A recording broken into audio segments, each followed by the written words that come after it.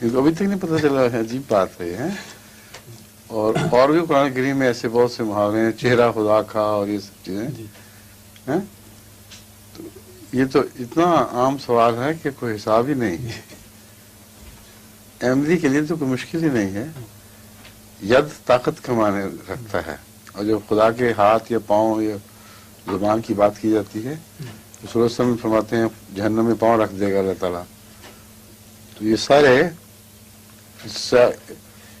علامتوں کے طور پر استعمال ہوتے ہیں، جیسے آگ کو آدمی اسٹیمپ آؤٹ کر دیتا ہے پاؤں کے نیچے سے.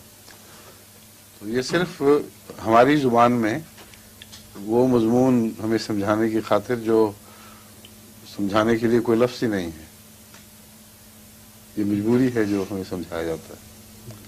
سمجھے؟